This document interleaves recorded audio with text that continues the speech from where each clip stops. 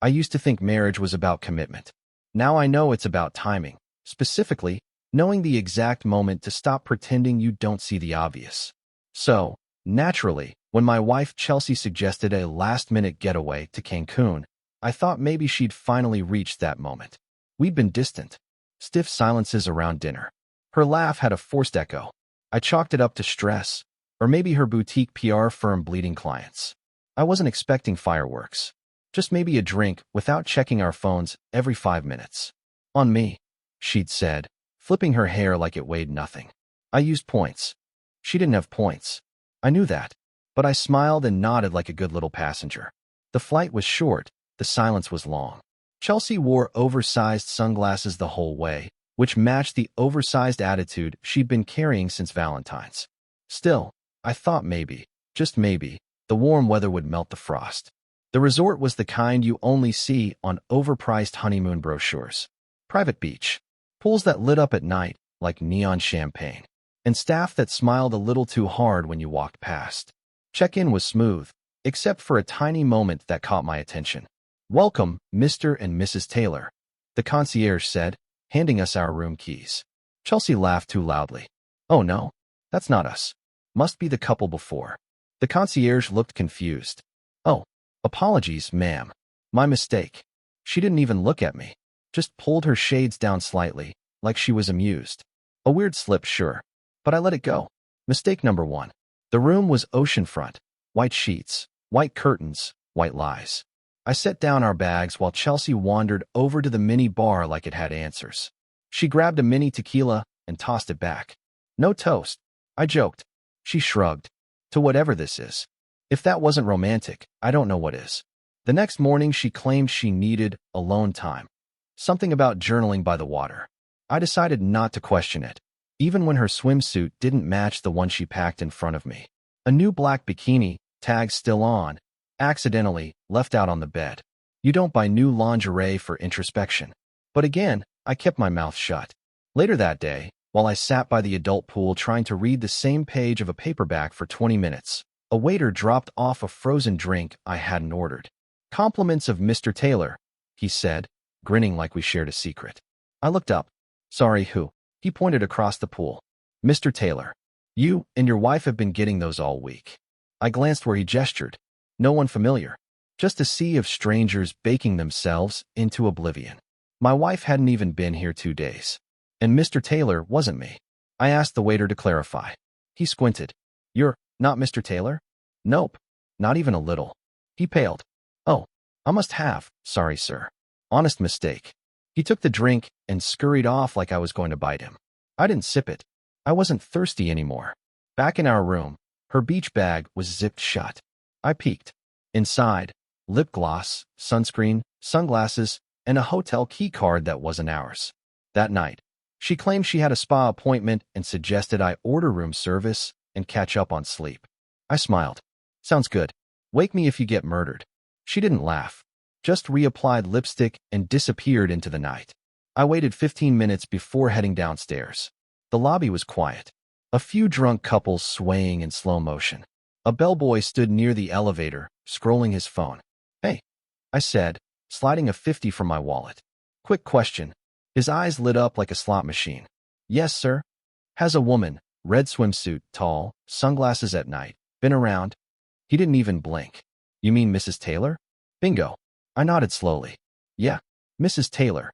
He leaned in, whispering like we were co-conspirators. "She usually heads to the penthouse suite. Room 804. I patted his shoulder. "Thanks. You've been very helpful." He looked proud, like he'd passed some kind of secret test. 10 minutes later, I was holding a master key I should not have had and standing outside 804. Voices. Laughter. Music. I didn't knock. I didn't barge in. I opened the door just enough to see what I needed to. Her bathing suit was on the floor. His hand was on her hip. My time there lasted maybe 5 seconds. Long enough. I shut the door, walked back down the hall, tossed the key in a trash can, and headed for the front desk. I told them I had food poisoning. Needed to fly out early. Booked the next flight back home. Packed while she was still tangled up in someone else's room service sheets. At 4 a.m., I was on a shuttle to the airport with nothing but a carry-on and a plan. The shuttle driver asked if I was traveling alone. I said, just got divorced in my sleep. So yeah. He didn't ask anything else after that. The airport at dawn is a funny thing. Quiet. Hollow. All the resort people still sleeping off their overpriced mojitos and sunburns, while I was standing in the check-in line with one carry-on, zero regrets, and a head full of strategy. Back home was cold. Literally and otherwise. Mid-February in Chicago. Snow crusted over sidewalks, like the city was trying to bury itself before the month finished breaking everyone. Perfect. I walked into our house at 6:48 a.m., tossed my bag in the laundry room, and sat down at the kitchen table. Coffee. Laptop. Silence. Her phone tracker still pinged from Cancun. Battery at 63%, which was generous, considering she'd probably spent the last few hours doing cardio with a guy who called himself Chad, without irony. The first thing I did was log into our airline account and cancel her return ticket. Then I changed the password. Then I filed a report with the airline's portal, claiming her passport had been lost and flagged for replacement. The form was easy. Took 10 minutes. I marked the date of loss as yesterday. Just enough time for chaos to simmer without boiling over. Next up, our joint bank account. The one we opened 3 years into marriage when we agreed to trust each other more. I moved 80% of the funds into my solo business account, the one I technically opened for freelance web work, but mostly just used to hide birthday gift purchases and impulse tool buys. Then I froze the remaining joint account with a fraud alert note, citing suspicious resort charges in a country I had never visited. The irony gave me heartburn and satisfaction in equal measure. Credit cards were next. 2 of them were in my name, with her as an authorized user. Guess who's no longer authorized? Guess who's going to find out at checkout when her Uber to the airport declines? That left one more thing. Our home alarm system. I reset the codes, changed the access schedule, then programmed her key fob to register as unknown device. It wouldn't lock her out. Not immediately, but the lights would flicker. The door would beep. The house would recognize the shift, just like I had. By 11 a.m., I was showered, shaved, and back in our bedroom. The one with the obnoxiously symmetrical wedding portraits we'd posed for like actors on contract. I took them down. Every single one. Packed them into a box labeled returns. I didn't smash them. I didn't burn them. That would imply emotion. This wasn't about emotion anymore. It was logistics. And logistics I could do in my sleep. At noon, I called the locksmith. Asked for the earliest possible rekeying. Urgent situation, I said. He was there by 3. By 4, every lock in the house was mine alone. By 5, I was sipping coffee again. And by 6, I was on the phone with a lawyer. Uncontested divorce, I told him. Prenup in place. No kids. Just a suitcase full of evidence and a dash of righteous fury. He laughed. You'll have papers ready by the end of the week. Make sure they're in a folder, I said. Something professional. You planning to serve them yourself? Not exactly. I hung up and started printing. The passport form. The airline cancellation receipt. The frozen credit memo. Each one printed clean and crisp, like a paper trail that smiled back. Then I added one more thing to the folder. A photo. Not of her. Not of him. Of the room number plaque. 804. Taken in low light. Blurry, but unmistakable. Proof of location. Proof of choice. The next morning, I bought a small suitcase. Nothing flashy. Just enough room for her beach clothes and betrayal. I laid out her things like inventory. Red sundress. Wedges. The book she never actually read. Then I added the folder. Slid it right on top, like a cherry on a rotted sundae. Zipped it shut. Left it on the porch. Right next to the welcome mat that now read, "Not welcome anymore." She'd be back in a day or two. Give or take the immigration drama and maxed out credit limbo. I figured she'd call when she landed. She didn't. I figured she'd call from the airport when the ride failed. She didn't. She called at 3:11 a.m. Chicago time. Blocked number. Scrambled connection. Hello. Her voice was rough. Tired. Hollowed out. I didn't say a word. She tried again. Evan, are you home? I let the silence work. Then I said, I thought you were Mr. Taylor now. She inhaled sharply. Wait, how did? Click. I powered down the phone, dropped it in the nightstand, and slept better than I had in months. I didn't hear from her the next morning, or the next afternoon, which surprised me, considering she had no passport, no ticket home, and, as of now, no functioning credit line. But Chelsea was never one to panic right away. She liked to treat emergencies like yoga poses. Awkward, uncomfortable, but always something she could breathe through. So I waited. Sure enough, around 8:17 p.m., my phone buzzed again. This time from a Mexican number I didn't recognize. I let it go to voicemail. 20 seconds later, the transcript popped up. "Hey, Evan. It's me. Listen, I think there's been a mistake with my flight. And my passport? I went to the airport, and they said, never mind. Just call me, okay?" She didn't sound angry. She sounded confused. Like the part of her brain that usually spun lies hadn't caught up to reality yet. I made some popcorn. Let the whole thing marinate while I watched the end of a true crime documentary about a woman who faked her own disappearance to start a new life in Phoenix. Chelsea would have liked that one. It had just the right amount of drama and delusion. The next morning, she texted instead of calling. "My cards aren't working. Did you freeze something?" I ignored it. 20 minutes later. "I know you're mad, but this is kind of overkill, Evan." Overkill? Overkill was me flying home early without keying the side of a luxury suite door with a hotel pen. Overkill was me not uploading her vacation photos to her company's Slack with the caption, "Team building at its finest." Overkill was restraint. And restraint was exactly what made this fun. At noon, I called the airport. Confirmed she hadn't been allowed on the standby flight. She tried to book using a visa that no longer worked. Apparently, she threw a mild fit at the kiosk. Tried to use charm. Then threats. Neither worked. A staffer said she ended up in a corner by the currency exchange booth, looking like someone whose Instagram vacation had just gone black and white. I almost felt bad. Almost. That evening, I prepared her welcome back kit. The porch suitcase, already packed. The folder, front and center. And now, a laminated note stuck to the inside lid. It read, "Next time you sneak someone into your bed, try not to use your husband's beach towel. P.S. Hope Chad tipped the bellboy." Just enough salt to season the wound. I also installed a new doorbell cam. Not for security. For the footage. I wanted to see her face the moment she realized the locks didn't turn, the porch light didn't flick on, and the person she married had finally gone from predictable to surgical. She came home the next night. Not with a bang, with a shuffle. I watched it in real time from my hotel room downtown, sipping whiskey and staring at my iPad like it was live theater. She stood on the porch for a full minute. Checked the doorknob. Knocked once. Then saw the suitcase. She opened it. Read the note. Looked around. Like maybe a camera crew would jump out yelling, "Gotcha." When nothing happened, she sat on the steps. Pulled out her phone. Probably scrolled through every number she'd already burned. I let her sit. Eventually, she got up, left the suitcase, and walked back down the block. She didn't try to knock again. Didn't text. Didn't call. The silence was better than any argument we ever had. Later that night, I posted a vacation photo to my private Instagram. A shot of Lake Michigan at dusk. Caption, "Best solo trip I've ever taken." October 10th, would disappear again. Her cousin liked it. Her mother shared it with a passive-aggressive thumbs-up emoji. I don't think Chelsea saw it. But I didn't post it for her. I posted it for everyone who thought silence was weakness. For everyone who assumed being the stable one meant being the fool. She'd underestimated how much I was paying attention. She always had. But now she was the one waiting for answers. For re-entry. For mercy.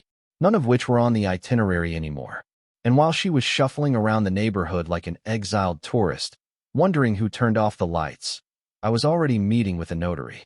Because I had one last refund to collect. It's funny how fast silence becomes the loudest sound in the room. Especially when you're the one who caused it. The house was quiet. Still, empty in the way only a place with shared memories can be after the memories have gone sour. Every picture had been boxed. Every framed quote Chelsea thought was cute and rustic, removed. The place looked like a hotel suite mid-checkout. Sanitized. Ready for the next guest. And yet, it still smelled faintly of her perfume. Not the good one. The travel-sized knockoff she kept in her beach bag. A scent that used to mean summer. Now it just meant someone had used a body mist to cover up betrayal. I poured myself a coffee. Not because I needed the caffeine, but because I wanted something warm in my hand while I opened the laptop and clicked into the travel insurance claim dashboard. See, when Chelsea had insisted on booking the trip herself. No input. No compromises. She'd forgotten the part where I still had access to her cloud storage. Which meant I had a clean PDF of her digital signature. And when I submitted the cancellation notice, illness in the family, unable to complete return journey, I attached her forged signature, plus a doctor's note I whipped up on Photoshop using a blank clinic letterhead from the time she sprained her ankle hiking. Backdated. Convincing. Emotionally manipulative enough to make it work. The insurance payout hit my personal account 48 hours later. $3,276. I let out a small whistle. That was just the beginning. The resort offered a refund for unused nights due to medical emergency. I submitted that, too. $1,045. Then I sold the airline credits. Yes, you can do that, in the right forums, to the right people. All in, I was up nearly $5,000 by the end of the week. My first divorce dividend. I thought about sending Chelsea a thank you card. Something tasteful. But I didn't want to ruin the surprise. Because the papers were coming. And I made sure they'd arrive on the one day she couldn't pretend to be busy, her birthday. She'd just turned 34. We used to make a thing of it. Cake, brunch, a day trip somewhere with a quaint main street, and overpriced antique shops she'd wander through without buying anything. But not this year. This year, she got a knock on the door at 8 a.m. from a courier holding a black folder. Inside, divorce papers, a full account audit, and a printed screenshot of her Instagram post from Cancun with the caption, "Living my best life, kiss marked." Below it, I'd handwritten, "Same. Petty? Sure. But also deserved." By noon, my phone buzzed. A restricted number again. I answered this time. "Evan," she said. Her voice was thin, raspy. I imagined she hadn't slept. "Still here," I replied. "I got your folder." Pause. "I don't understand how you could do this." There it was. The pivot. Not an apology. Not a confession. Just immediate victimhood. Classic Chelsea. "You forged my signature," she added, gaining volume. "That's illegal. So is fraud. Adultery's not a crime, technically, but you get where I'm going." Another pause. "This is insane," she snapped. "You canceled my cards. You locked me out of my own house." Correction. It's not your house. Not legally.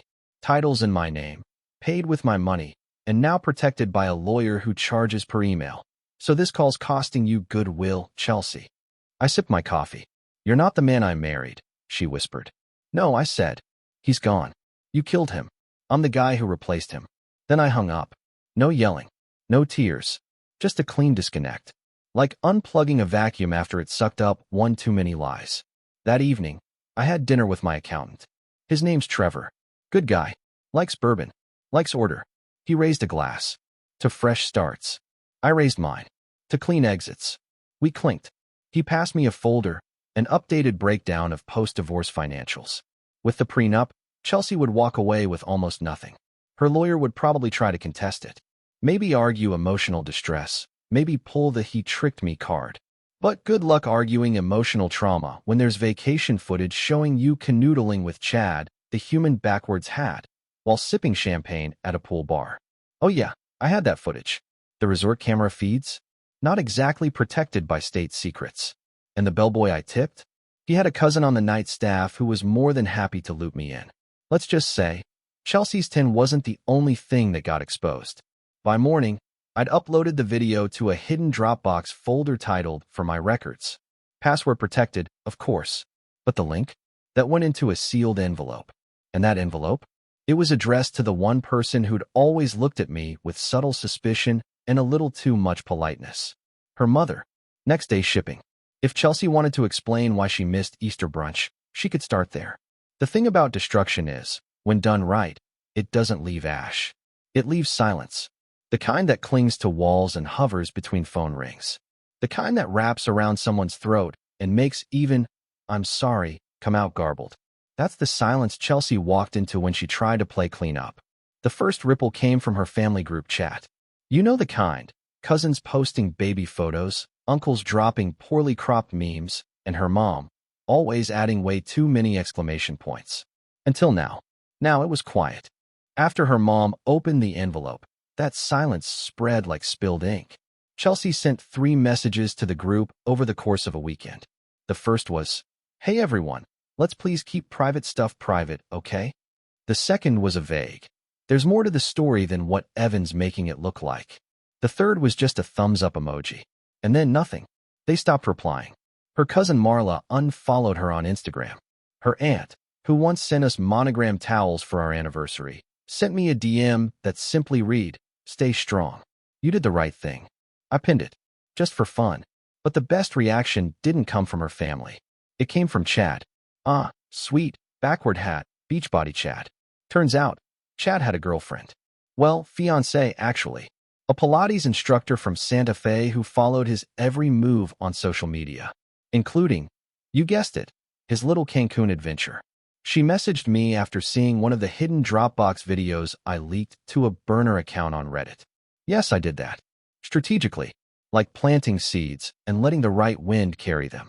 Her message started like this: "Hey, I think we need to talk," and ended with, "I'm dumping his stuff in a pool and tagging you in the story." God bless America. Chelsea didn't take it well. 2 days later, she emailed me a PDF labeled Damage Control Proposal. I opened it on my phone, sitting in a coffee shop downtown, where a barista with pink hair complimented my hoodie and I got a free extra shot. Inside the PDF was a single page. It read, "Let's just talk. No lawyers yet. I think we both made mistakes. We can still walk away from this with dignity and fairness." I replied with a one-sentence email. "You booked a honeymoon suite with a man who refers to himself in third person. You forfeited dignity." I didn't send it from my main account. I sent it from one of my old domains, one I used when I freelanced back in college. The name of the sender? ChadDoesn'tKnow.com. Just enough sting to twist the knife. I was enjoying myself, sure, but it wasn't just petty. It was principle. Because the thing no one tells you about betrayal is, it's not just personal. It's logistical.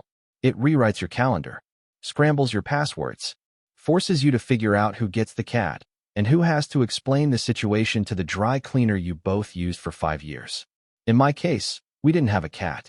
We had a shared gym membership, a joint Spotify, and a garden I'd built by hand during lockdown that she promised she'd help maintain. She never watered it once. So I let it die. Every single tomato vine.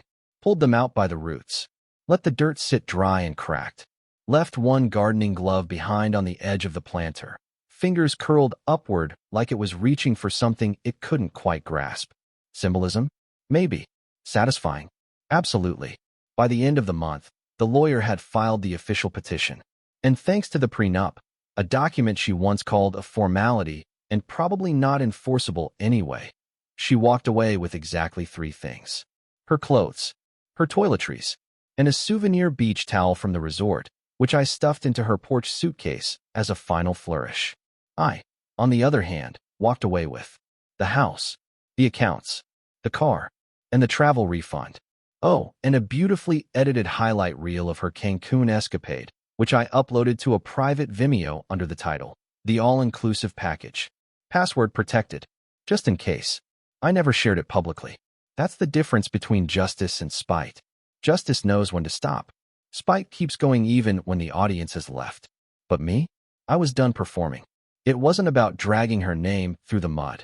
It was about dragging it back to the place she left it when she walked barefoot into another man's hotel suite. Chelsea didn't reply to my last email. Didn't text. Didn't call. Though I did get a "Hey, you up?" at 1:42 a.m. on a Thursday 2 weeks later. I didn't respond. I was up, but I wasn't hers anymore. The morning after her 4th unreturned message arrived, I slept deeper than I have in years. Not because I was free, not because I won, but because finality came in the form of silence, not noise. By 7 a.m., I was out the door and heading back to the local coffee shop where survivors go to blend in.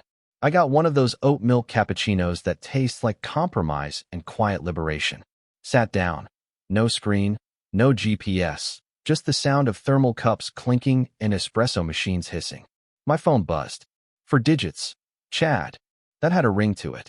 I opened the message. "Your video link, it's going viral." Sure. A Reddit loop. A forwarded highlight clip splintered across Twitter timelines. Comments grenade in the replies. Lesson learned. Ouch. Bro, it's even worse than that. The scroll addiction hit me for half a moment before I closed the app. I'd planned for attention, not for violence. But I'd given her message to someone else. Her mother, yes, but also to Chad's fiancé. Her friends tagged him in the thread with the comment, "Guess who's not coming home?" That part was chaos. That part was beyond me. You can't control burning embers once they hit mankind's reactive kindling. And that, I suppose, was why I walked away. Because the narrative, my revenge, wasn't designed to burn the house down. It was designed so I didn't have to live in it anymore. A week later, I cleared out the shared gym locker. I pulled out the finger-scuffed water bottle and the yoga towel I'd bought thinking marriage keeps us moving. I left the stuff on top of locker number 804, an echo of that penthouse room number she visited. Locked it, reset it, walked out, no hesitation. I never wanted it back. That afternoon, I drove by the house. It looked the same. Suburban. Polished. Too polite to change with its resident. I didn't go in. I didn't look inside. Didn't want to see tomatoes rotting in dried soil or souvenirs that tasted like separation. I tipped my head at the front lawn and rolled past. That evening, I logged into my new European server, just enough to check email from my remote base in Portugal, where deadlines and warm light await. I signed off like someone flipping a switch. No return trip in sight. No vacation photos or fleeting nostalgia left to salvage. But before I let the curtain drop completely, I did one last thing. I sent a plain text email to Chelsea's mother. Only time-stamped, nothing else. Thanks again for trusting me with the footage. Hope someday the truth made it easier. Then I deleted the draft. Silence. That was the final note. No contact. No threats. No public shaming. Let the internet handle the rest. Because the cleanest revenge isn't the loudest one. It's the kind that leaves you waking up at sunrise, not counting the hours since betrayal, but counting the hours since the last time you owed someone space at your table. I lost a wife. I walked away with clarity, momentum, and the kind of closure you don't find in apologies. You find it in starting again. Not clean, not perfect, just mine. And as for Chelsea, she never logged back into the gym app. She stopped tagging anything with Cancun filters. Social media sanitized her again. Fewer comments. Fewer lives touched. A quiet profile with the bio, rediscovering what matters. Maybe she'll heal. Maybe she'll regret. Maybe someday she'll wonder why chaddoesn'tknow.com liked her vacation photo at 1 p.m. Pacific time. But that's her chapter now. Mine. It's written in coffee rings and canceled flight paths and a suitcase waiting. Always waiting for the next solo sunrise. Subscribe to the channel